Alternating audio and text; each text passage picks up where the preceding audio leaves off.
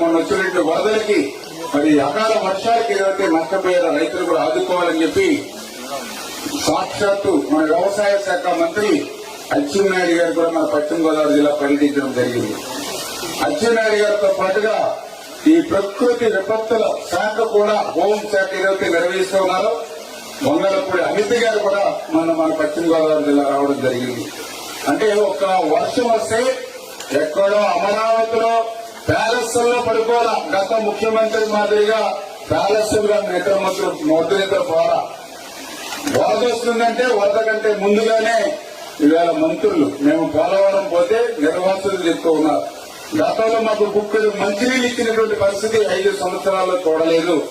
గతంలో ఒక్క మంత్రి కూడా మా 5 సంవత్సరాల్లో మా పోలవరం నిర్వాసుల దగ్గరికి వచ్చి మాట్లాడేది లేదు.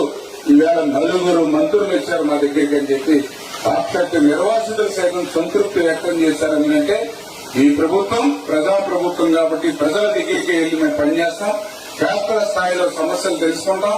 అందుకే నాట్లు వేసి ఎవరైనా పంట నష్టపోతే దాన్ని నమోదు చేసి అది కూడా పారదర్శకంగా కఠినమైన నిబంధనలు లేకుండా పారదర్శకంగానే వాటిని నమోదు చేసి వాళ్ళకి ఇన్పుట్ సబ్సిడీ ఇచ్చి వాళ్ళని ఆదుకోవాలనేది ఒకటి.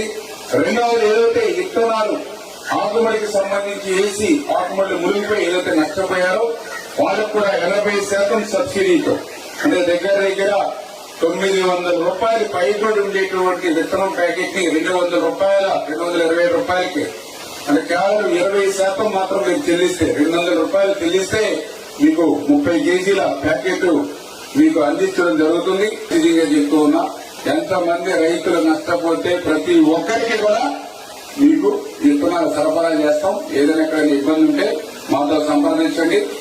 మాకు ఎన్ని కష్టాలున్నా, ప్రభుత్వం దగ్గర ఎన్ని అప్పులున్నా, ఇబ్బందులున్నా కూడా ప్రజలు ఇబ్బందులు పడడానికి వీలు లేదని చంద్రబాబు నాయుడు గారు నిండు శాసనసభ సాక్షిగా ఆయన చెప్పడం జరిగింది.